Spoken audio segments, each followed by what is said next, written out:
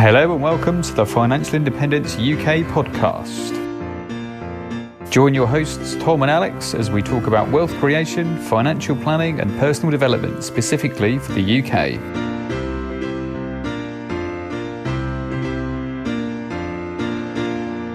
Hello, people of the UK. So this is the UK FI podcast. We have revised our name after episode 1 because we found that UK FI podcast sounds a little bit better than Financial Independence United Kingdom. Let's make it a bit shorter. Anyway, so today's episode, we're going to focus on the what and why of FI, dive into the basics and cover all our origin stories. But I'm obviously not doing this all by myself, also together with my co-hosts.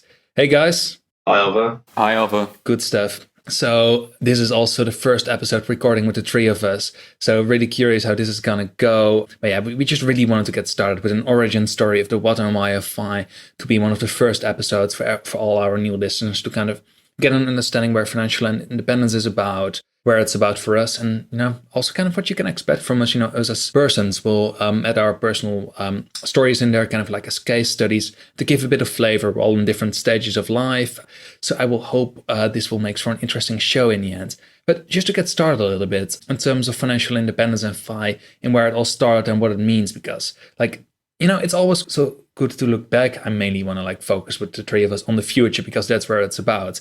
The past is nice to learn about, but we can stick to the basics. But let's just get started with where did financial independence actually, where was it born? So as most people will know, back in the US, they have far shittier healthcare than we do, and way higher taxes, and they all work 70 hours a week. Well, stereotypes, obviously, but kind of through that mentality in their society and by a lot of people, they just realized, okay, hey, I don't want this anymore.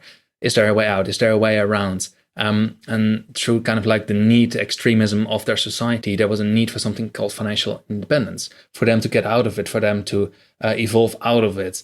And through that, lots of people, Mr. Money Mustache, Vicky Robertson, and all of them wrote amazing books and blogs, and they founded an amazing movement with millions and millions of people joining it. And lots of those principles obviously also apply to the UK in terms of saving all your money, being frugal, the 4% rule, that financial independence effectively save up 25 times your annual expenses, save that up, and you can withdraw 4% on an annual basis based on this Trinity study. All completely true. And in many ways, those things also apply to the UK. But the UK is not the US. We're different. And there are many things we have less of a need for. We have normal healthcare, maybe lower salaries and lower taxation, but we don't work 60 hours a week. At least I hope most of us not.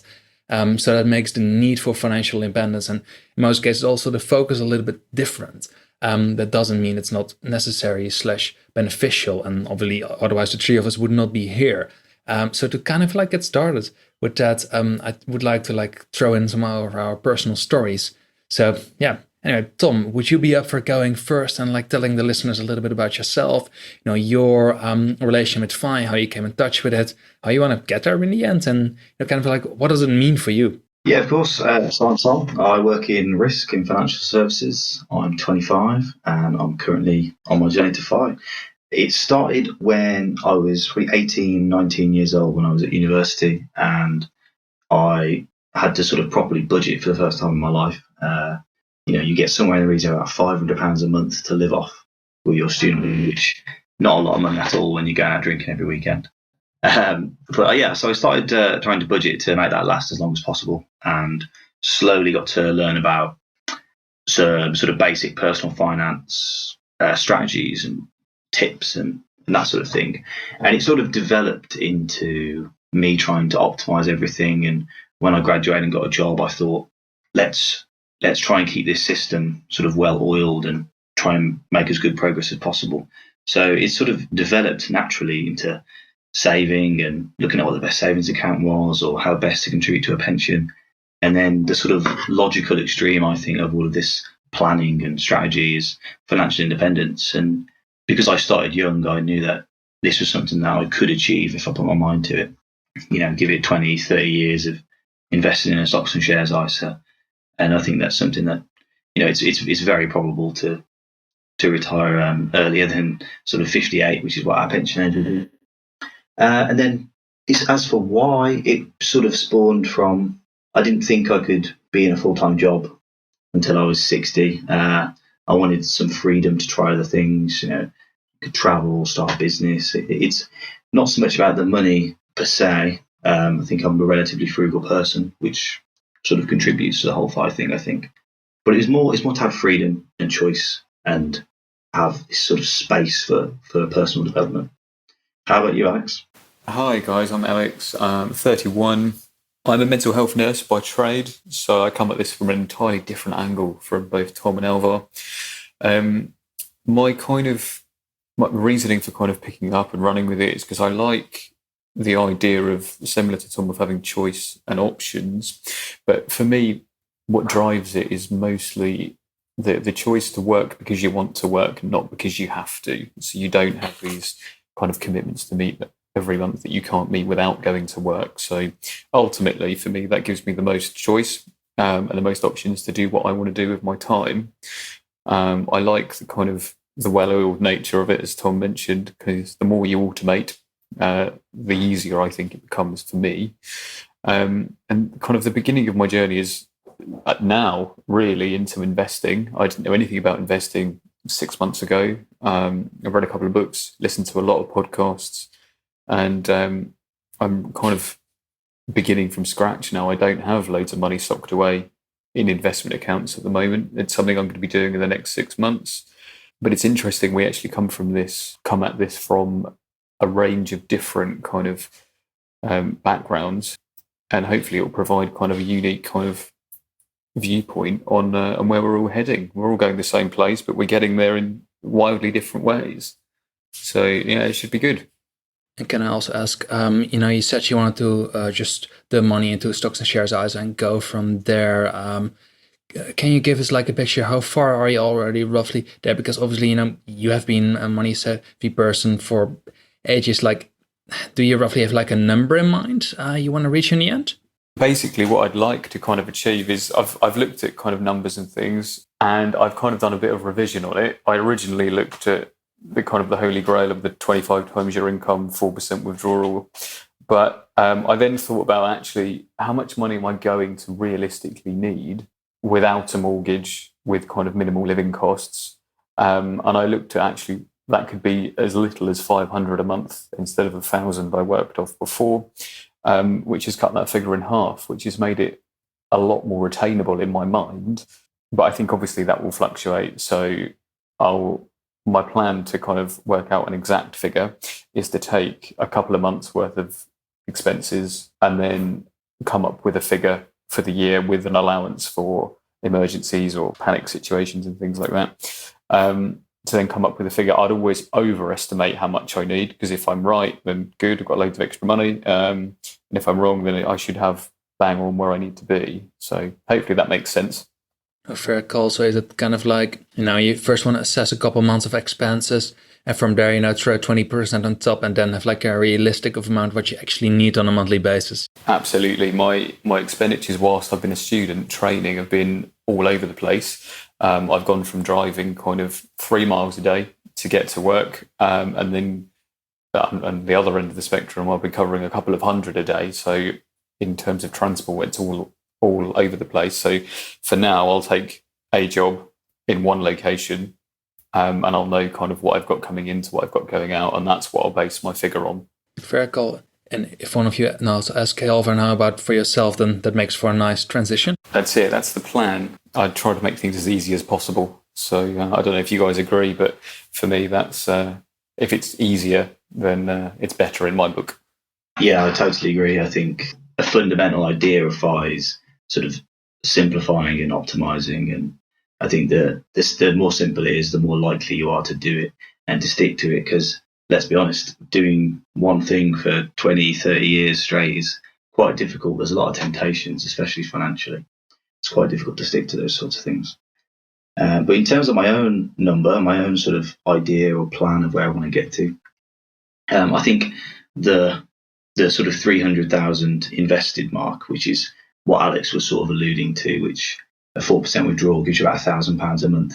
I think that's a very common goal for UK FI people from my experience, considering if you had like a fully paid off house, or sort of a permanent sort of free living space, then I think £1,000 a month is an ample amount of money if you're at least somewhat frugal.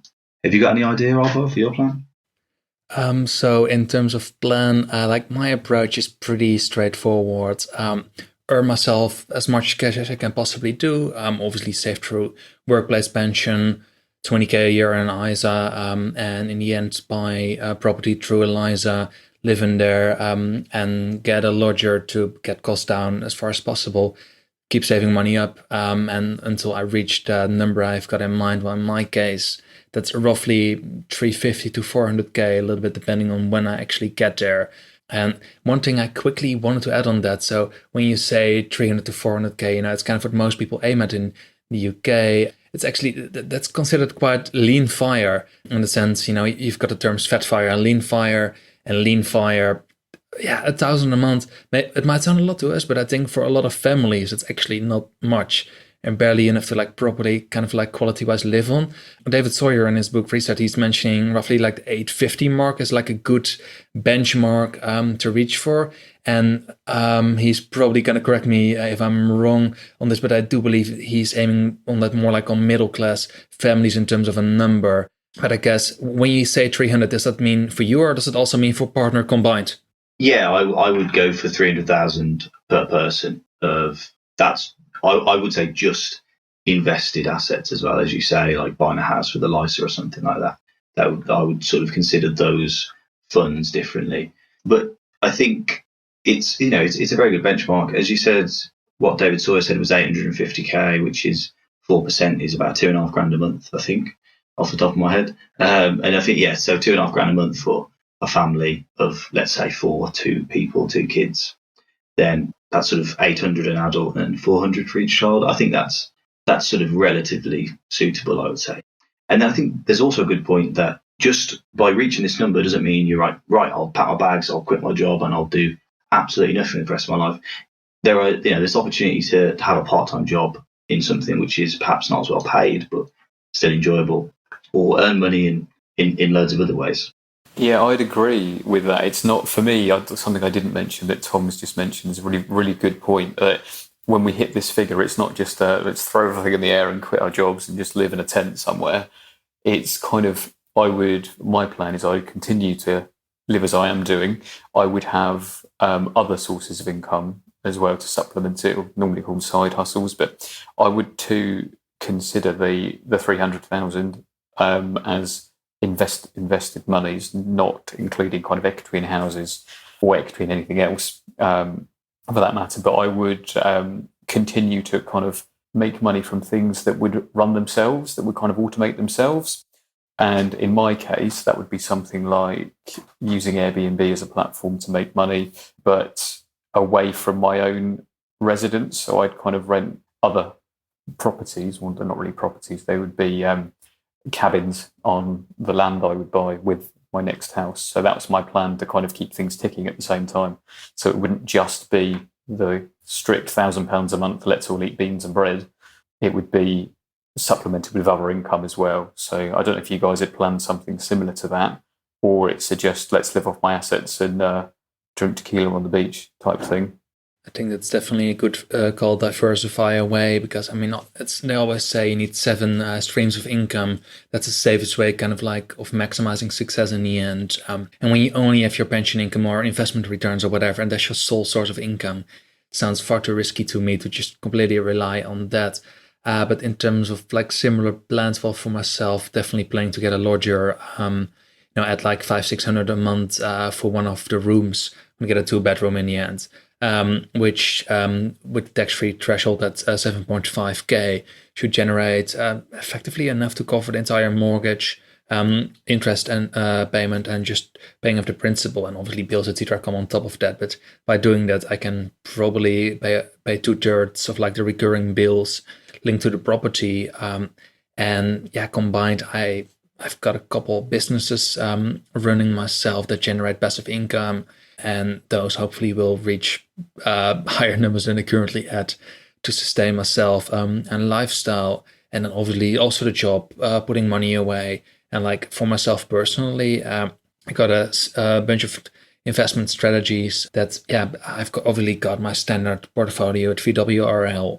I probably throw 1.2, 1.4K a month in there, save it up, rinse, repeat, auto transfer to Vanguard, job done.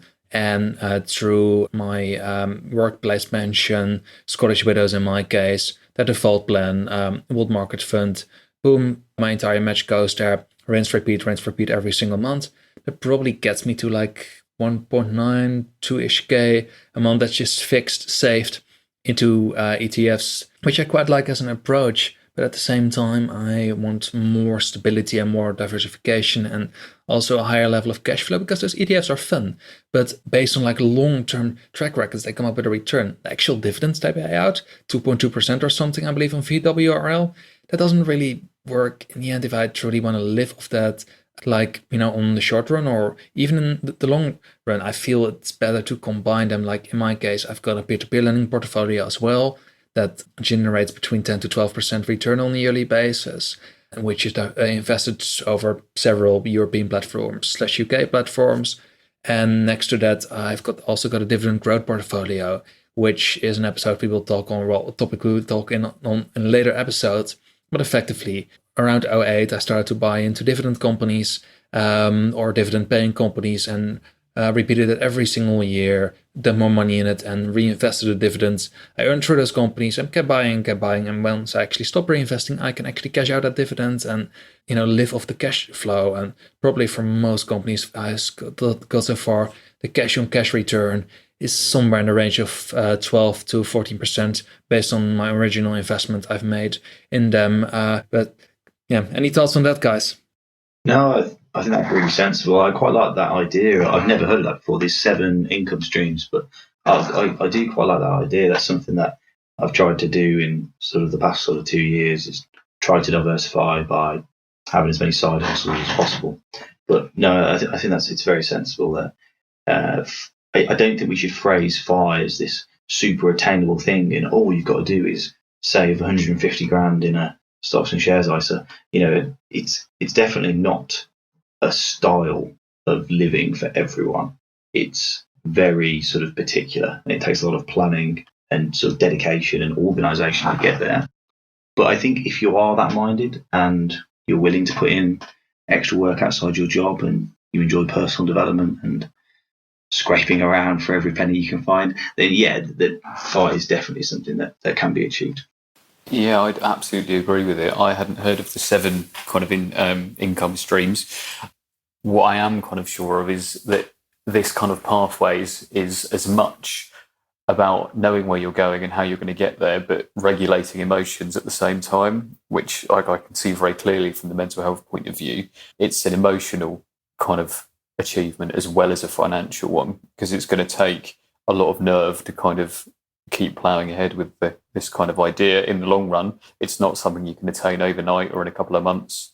It's kind of in it for the long haul. It's interesting you guys mentioned kind of the side hustles as well, because I had a quick chat with Alvar a couple of weeks ago, and I actually realised in how many kind of income streams I have. And at the moment, I currently have my normal kind of mental health nursing job. We run Airbnb from our house. We also do some guardianship for children that go to the local private schools. And we also sell eggs from our chickens, which I'm not sure can be classed as a side hustle because they cost a lot more than we make from them. But I like it. That's my girlfriend would love that. That is seriously cool. I would say it's more of a net loss for us at the moment. But who knows? They do more for our mental health and physical health than they do financial health. Yeah, we really enjoy them, so they won't be going anywhere.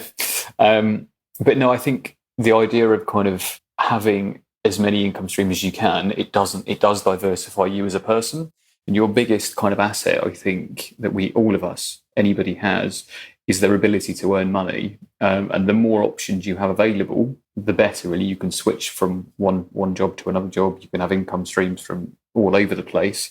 I'm not very good at having income streams that don't involve a lot of work on my part. So I'm probably going to learn a lot from Alvar about learning how to kind of make money from like passive investments. But one thing I'm about to do is do some tree surgery qualifications, because I love being outdoors. That would kind of provide that as well. And it would provide wood for kind of my log burner, which is free heat and light. but it gives me time away from the clinical environment, away from the wards, and to be in nature. So those two work really well for me in the past. So I'd like to take them into an avenue that will kind of match with my financial independence kind of goals, really. So I think that's a really good point, actually. I think it's something that not a lot of people touch on, is what would you fill your time with once you do become retired? And having those sorts of hobbies, as you say, they might not all be massive money makers and they're not sort of generating tons and tons of wealth. But what they do is occupy your time, they keep you happy, they probably keep you healthy as well. And I think it's really good to have something to sort of retire into, to feel as though you have a reason to actually want to achieve financial independence. I think that's very, very important. absolutely, if you have a happy mind and you're happy physically and mentally, then you can turn your attention to anything you want. Once you kind of don't have this time drain of going to work between 9 and 5 days a week, you have so much time to do anything you like with, really. You can pick up any kind of hobby or sport or passion that you've thought, I wish I could do that, but I have to go to work. Pick it up, run with it, try it. If it doesn't work, try something else. You'll find something that you really enjoy. I'd really like to get into woodwork. I'm not good at it at the moment, as my other half will attest to, but that's something that I'd like to kind of be better at, and it would give me the time to do it, and I'd be able to work outside. So yeah, those really kind of, the amalgamation of all of those would give me the ability to do that. So that's really what drives me to kind of keep going when stuff gets difficult. So yeah, challenges are tough to overcome. It's kind of building yourself the lifestyle you always wanted to live, and like slowly getting there, because what is FI?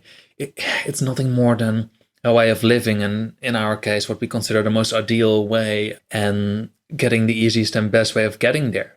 And like, if I think about that for myself, what is the best way of getting there? Like, for me, finding side hustles or ways to earn money, they come pretty natural and they're quite easy. There will always be a way or a business or something that's like, hey, let's file money in there or do this and that, and it will earn money in the end. That's not like actually the part I'm worried about, or what's the hardest. I think the hardest as well is, getting there in the end. And as we mentioned earlier, getting, retiring to something, because I know far too many people who've earned so much money, millions and millions. They're retired or they were done. And did money truly make them happy in the end? No. There's US-based research that's saying, I believe it's 75,000 roughly, the number they're quoting, like up to that level, earning more money on a yearly basis actually makes you happier. Having 5 million in the bank, will that truly make your life better? I mean, I guess also at the same time, while you accumulate the actual cash flow / the portfolio you need to retire on, you also kind of like need to build a retirement muscle, the enjoy yourself and truly focus what you want muscle.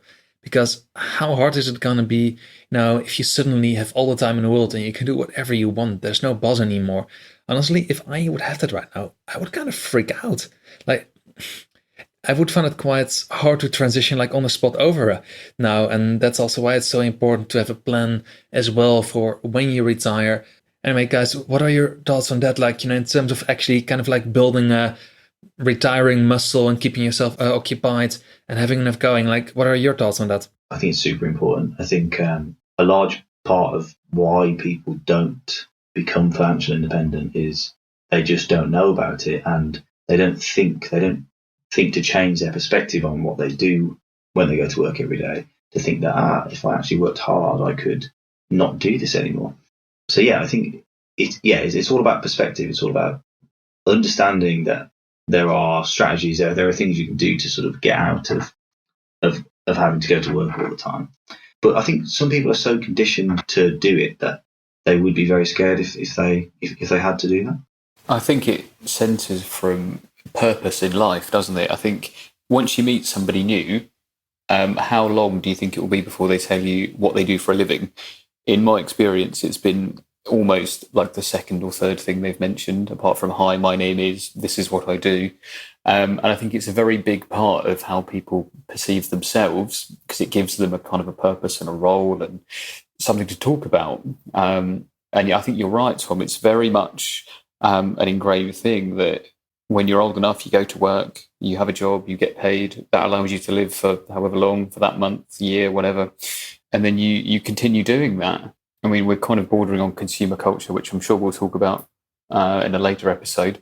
But I think it's ultimately it provides a sense of kind of belonging. It ties people to a particular either region or industry, and it makes people feel safe. And without those things, your mental health can slip. So I do think it has benefits in terms of people's mental health. But I think you're right. A lot of people don't think beyond that. They don't think actually this is what I could be doing something totally different with my life. And all it takes is, it takes a lot of planning and a lot of dedication, but it can be done. Other people are proof of it. So I don't know, Alva, do you think similarly or otherwise? I indeed think similarly. And like, as mentioned earlier, for me, it's about building the lifestyle. But even like right now, I still sometimes like struggle with actually building that lifestyle, finding the kind of like right core focus points of, how will my FI lifestyle look like? And if you look kind of like how I live on a daily basis or on a weekly basis, we all live pretty good lives. I work 35 hours a week at my main job and probably another 20 at all the side hustles. But just that as a principle, and how we live, we cannot complain. We're extremely fortunate being in this position and being able to plan like this. But what I also think can potentially be quite valuable for listeners is kind of getting an idea like how far we are along in our journeys. So obviously, if you're not happy sharing numbers or it goes a bit too far, please say it. But for myself, I think it just helps building and understanding. So I'll go first on that one. Like in my case, I mentioned earlier that I probably save 2K roughly a month into ETFs, which is kind of like my main saving target right now. And I'm anywhere between 4 to 10 years away from financial independence, depending on how the markets work out, which is obviously an answer like, it can literally mean anything. I don't really want to reveal my exact net worth, but I've been saving for quite a while and I've reached a level I'm quite happy with. But again, it can take anywhere from 4 to 10 years to get to the numbers needed to really be like, okay, I'm resigning now. I'm going to do whatever I want. But even then, even if I would have all that money in the world right now, I don't think I would truly resign on the spot or do nothing or not work because I like working too much. Maybe, I would apply for a less stressful position or completely go contracting, who knows, or solely pick the project I am most interested in. Definitely possible, but kind of not stopping with working. I don't think that is what FI means for me. It means living the most purposeful and best life you can. I mean, we only have so many hours and years on this planet, and so many people already waste their years on nothing. And we're part of the best educated generation ever, and we have all the information tools available to get to the best possible life. Not doing it is just you're kind of killing yourself off if you don't. It's not doing it. It's wasteful, and I don't like wasting human resource and human capital. If more people can learn about this, they can all live happier and better lives. And now I start rambling on like crazy as some kind of life poet. But I mean, that's in the end where it's all about, right? Living a better life. But guys, before I ramble on, I kind of want to throw over the same question to you.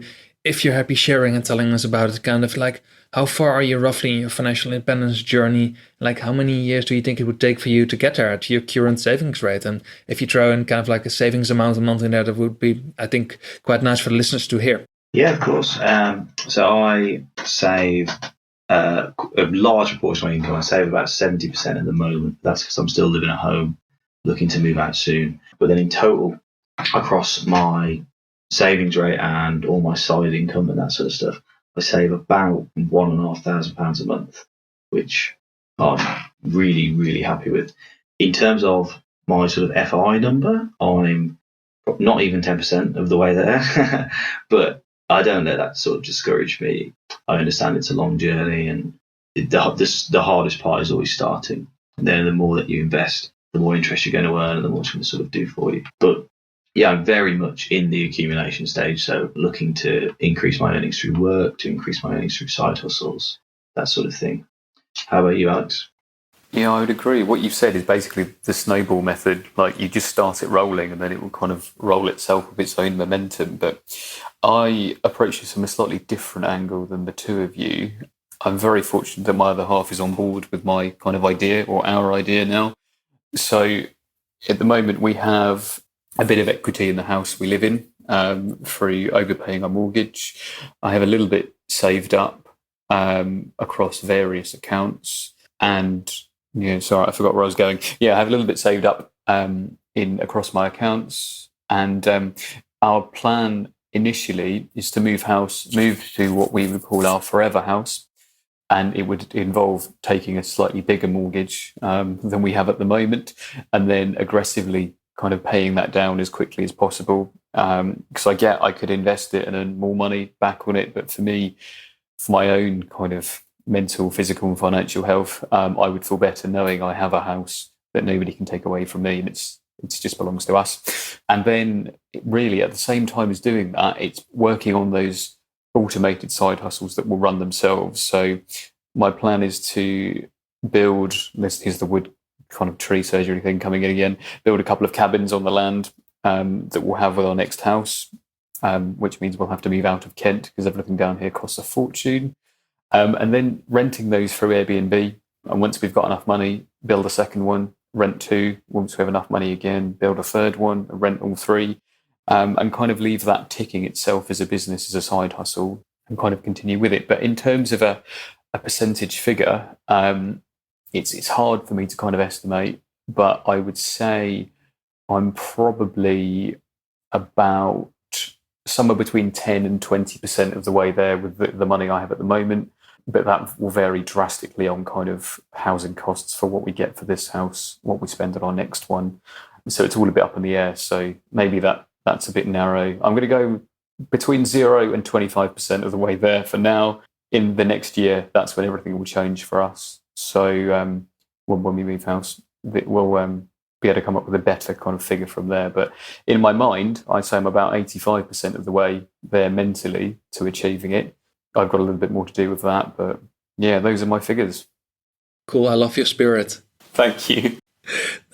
Anyway, guys, I think that makes for a nice roundup of the episode. So for all the listeners out there, I hope this format works nicely with the three of us, kind of like discussing things. And yeah, we kind of want to stick to that, avoid going to like the hour mark, stick to 30 to 40 minutes, get like nice condensed discussions going. Hopefully also get some interviews in the mix soon as well. So yeah, thank you all so much for listening. And guys, thank you so much for this first awesome episode with the three of us. Oh, you're welcome. No problem. I'll see you next time. Yeah, thanks for listening, everyone.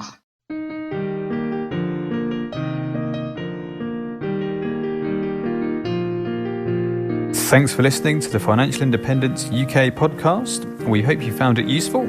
If you have any questions or ideas for us, feel free to email at fi.ukpodcast@gmail.com. Until next time.